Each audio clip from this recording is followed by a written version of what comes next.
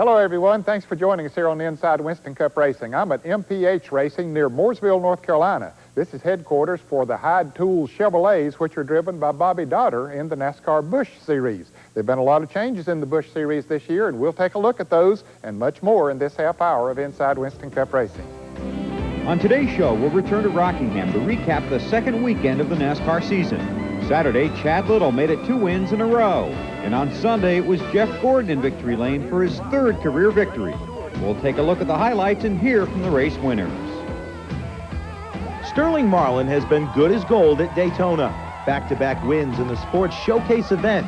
We'll talk to Sterling about racing, winning, and reigning as the 2-time Daytona champ. Then we'll check out the Busch Series changes for 1995. Sponsors and drivers on the move in the battle for success and exposure. Today's show is brought to you by Texaco Haviland Formula 3 Motor Oil. Add more life to your car. Cold filtered Miller Genuine Draft. Get out of the old, get into the cold. And by Goodyear, #1 in racing, #1 in tires.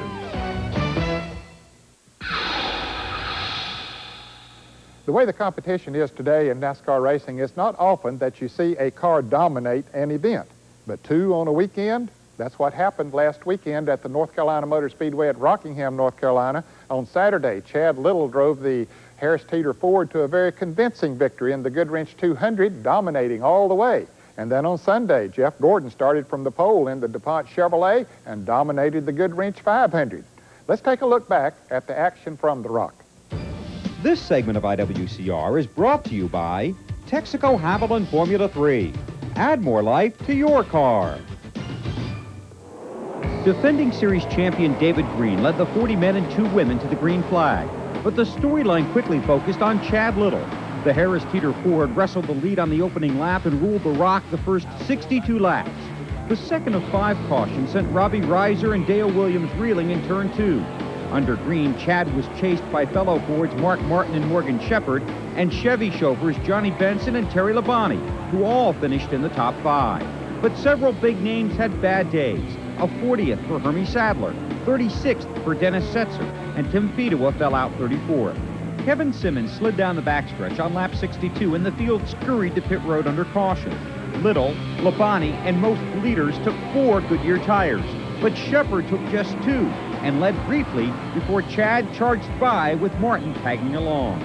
Derek Cope, Jason Keller, and Labonte were part of the pack pursuing the leader, but Little built a big lead over Martin and the rest. Green was inside the top 10 when the Slim Jim Chevy quit. Same story for Elton Sawyer's Ford Red Carpet lease machine. John Tanner wrecked in turn 2 and dodged several bullets, bringing out the 5th and final caution. Under yellow, Little's Harris Teeter team and Martin's Winn-Dixie crew battled in the pits. Then the drivers brought the fans to their feet in a thrilling fight for first on the track. Little refused to yield. He led all but 20 of the 197 laps. After Chad tore to a 10-second lead, Labonte and Benson stole the show in a challenging race for 3rd, eventually taken by Terry. Little's Harris Teeter Ford was flawless. Martin's Winn-Dixie ride made it a supermarket sweep of the top 2 positions. But Little took the checkers by more than 9 seconds and celebrated his 2nd straight win. I've never ever in my life driven a race car that was this good.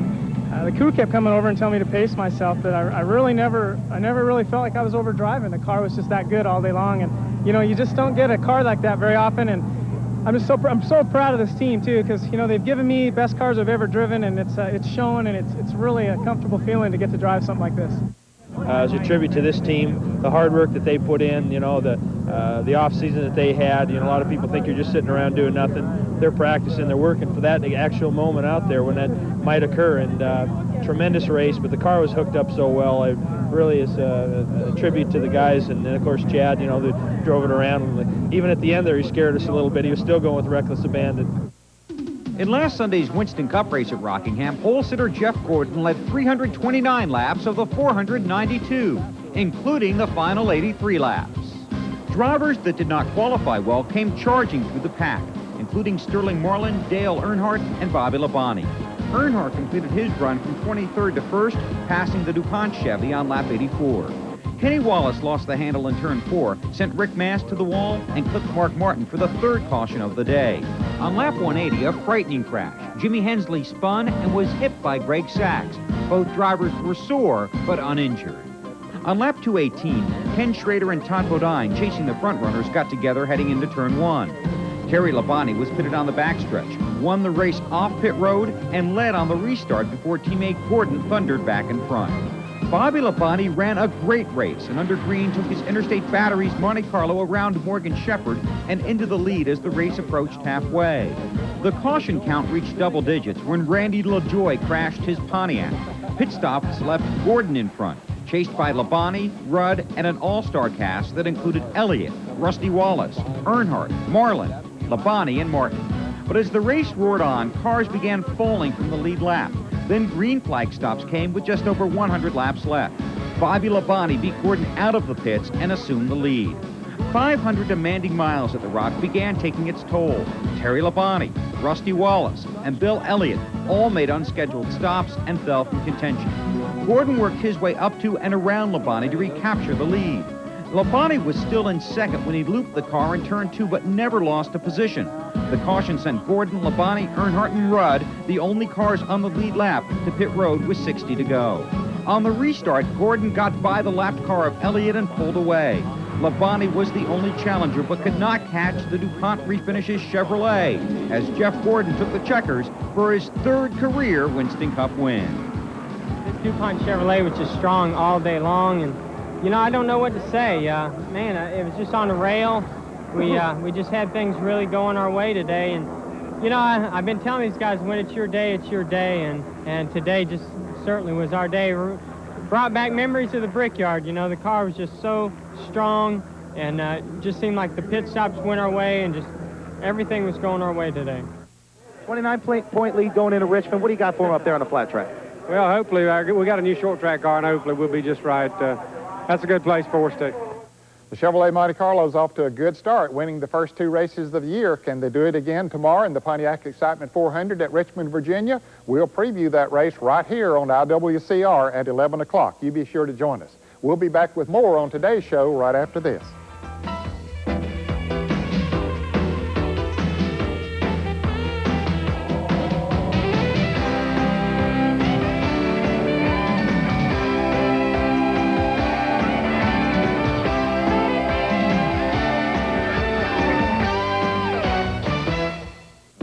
Everybody in the Winston Cup racing is a fine bunch of folks. Thank you.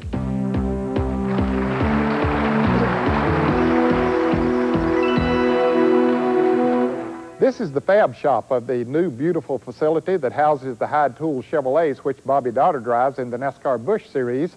You know, there's another Chevrolet that's been awfully strong in NASCAR Winston Cup racing, the Morgan McClure Kodak Film Chevrolet, especially at Daytona. They've won 3 of the last 5 Daytona 500s, including the last 2 with driver Sterling Marlin. At Rockingham, North Carolina last weekend, Randy Pemberton had an opportunity to talk to Sterling about his Daytona wins and their team. It wasn't until the 1994 Daytona 500 that Columbia, Tennessee native Sterling Marlin took his first checkered flag on the Winston Cup Tour.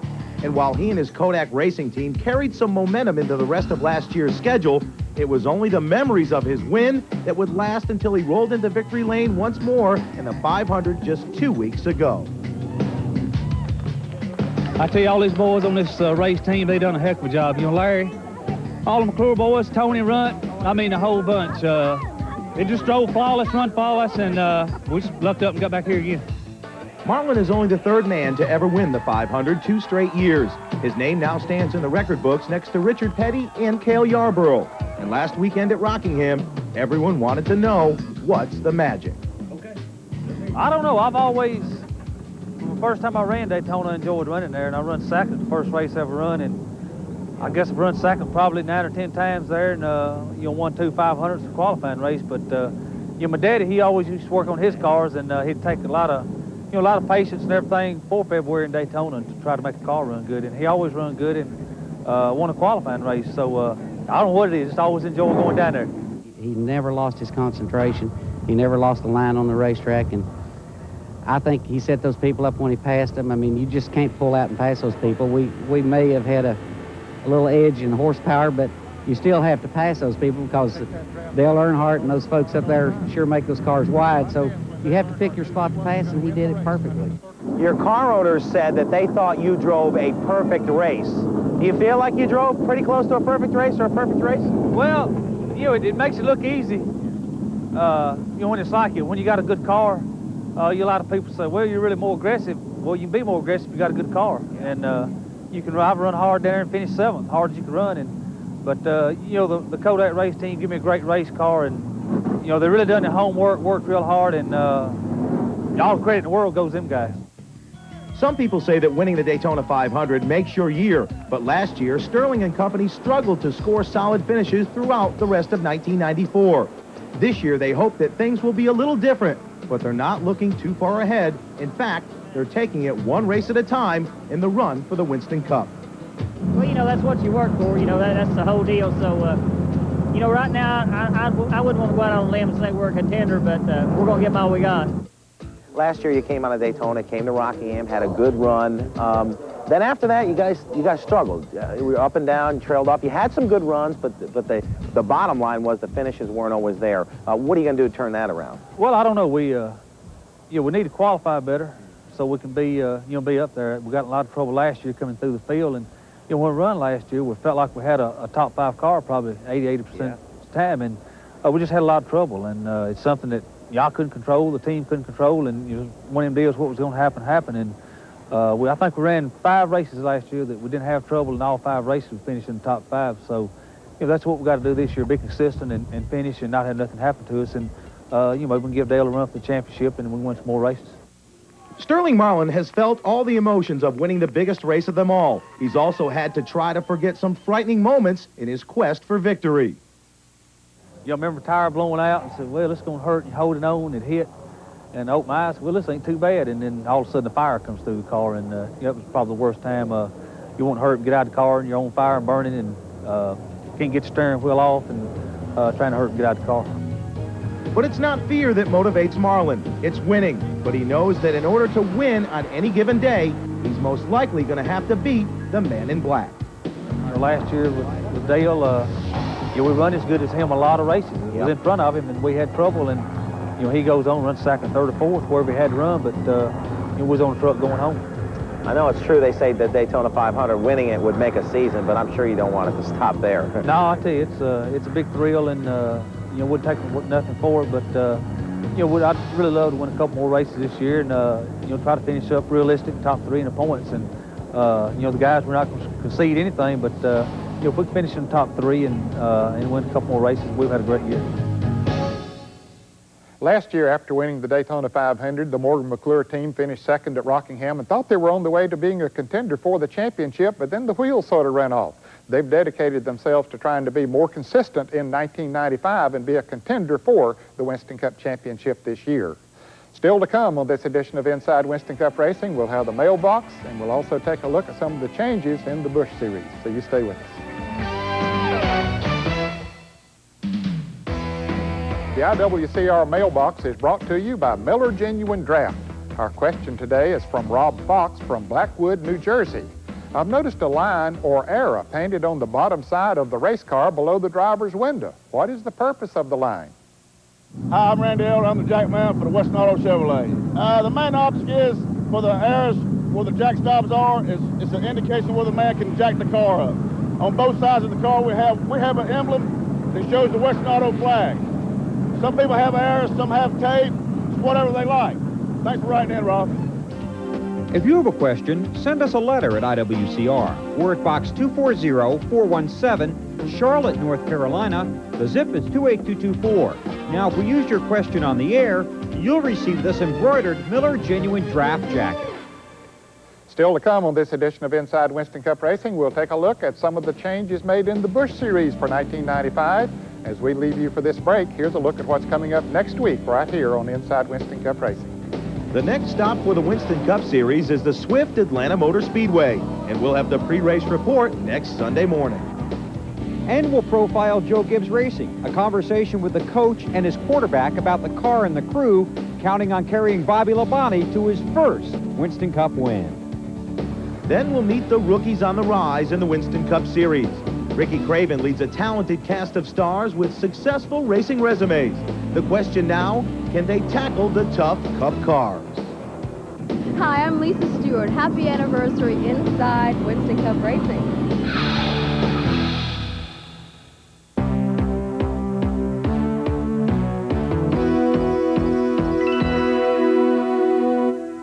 The NASCAR Busch Series continues to grow in popularity with the fans, and with that growth comes changes. Most notable, in 1995, 100 pounds of weight has been added to the cars, and the V8 engines has replaced the V6 engines in most cases. And there have been a lot of other changes as well. Driver changes, sponsor changes, new combinations of various sorts, so we thought we'd bring you up to date on most of those changes. Once again in 1995, the Busch garage is overflowing with old friends, new faces, colorful cars, and the annual challenge of trying to swim in the competitive seas of this crowded series. Several veterans have surfaced with new sponsors this season. Hermie Sadler won the rookie title in 1993 and challenged for the championship last year. He has retooled for 95. He's the car owner and has added the DeWalt colors. We're really excited, Bill. You know, last year was a frustrating year for me, especially at the end of the season. And I've been really blessed with a lot of people that once I made my mind up that I want to do something different, come in and support me and make this happen for me. I didn't do, the racing's a deal where you do nothing by yourself, and I've been lucky enough to have help from a lot of people to make this transition so far good. And I'm really excited about 1995 and beyond. Same number, same sponsor, new face, Jeff Green. Limited runs in the Busch Series in the past, now surrounded by championship talent. His brother is the reigning Busch Series champ, his car owner, the current captain of the Winston Cup fleet. I got to ask you, first of all, what size is your shoe? It's not as big as his, I'm sure you're for that, but I'm gaining on him. I got some boots now, so we're doing okay. A lot of people excited about the season, but you have to be probably the most excited with the challenge you have in front of you. Yeah, I am. I walk around here all smile and everything, and everybody asks me what I'm smiling about, but they can just look around. You know, I'm driving that black number 3 Goodwrench car, and got a lot going for me this year. I've got an awful good race car, and got an awful good lot of people working for me, so I'm looking forward to all the races, and just, you know, I think we can win us one here pretty quick, and hopefully this will be the weekend. Stevie Reeves weathered the rough water as a rookie and now climbs aboard the Chevrolet of Ed Whitaker, the same ship that often sailed to victory lane with Harry Gant. Well, look at this car. You got to be thrilled about this ride. I tell you what, it's a thrill for me to step in the car that Harry Gant's ran since '87 and done so well. You know, this team's been together for a long time. It's the same people, same everything is what they had. They didn't lose anybody, and Clavergirl came aboard and we signed a 2-year deal, and I couldn't be any happier right now. As a new car owner, Bobby Dotter built the new deal with Hyde Tools and hopes to turn his consistent runs into winning ones. That's one of our primary goals for this year. You know, we finished 7th in the points the last 2 years, and Hyde's a great sponsor. They know that we're going to take a little time to get the deal all coming together, but yeah, we'd like to be in the winner's circle, and they've never had a car in the winner's circle yet, so that's our ultimate goal this year. This championship team now hands the helm to rookie Curtis Markham. Hensley Racing took Chuck Bound to the title in 1990. Markham has raced on the Busch North Series. Now he's anxious to test the waters on the southern seas. This crew has a winning history behind it too, don't they? A real winning history. You know, I'm a rookie, so I've got a lot to learn, but they're teaching me quick. Dirk Stevens debuted as a Busch regular in 1994, but made a limited number of starts. This season, he has the Duralube Greased Lightning ride ready to race the whole season. Really, the biggest thing was last year with my own program, the biggest difficulties I ran up against was the finances for these programs.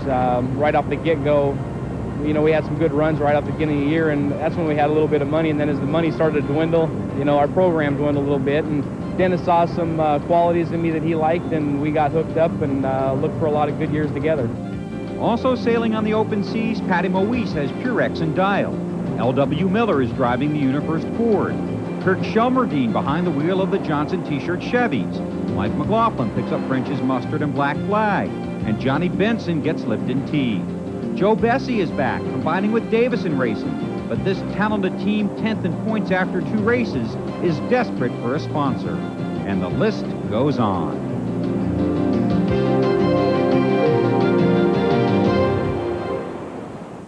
A lot of those names are Winston Cup drivers who run limited schedules, but it makes it tougher for those who are running the full schedule to win.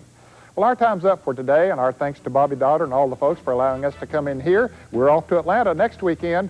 Join us again here on TNN for more on Inside Winston Cup Racing.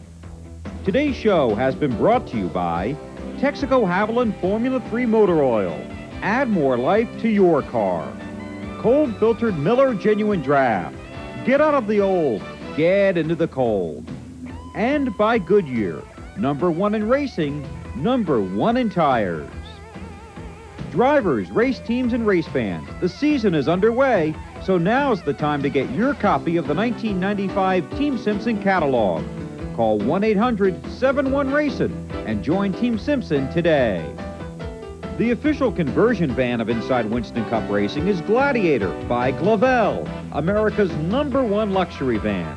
Glavel, the way we put it together, sets us apart. Communications for the Inside Winston Cup Racing crew provided by Racing Radios. Racing Radios, the official communication of NASCAR and the Winston Cup Series.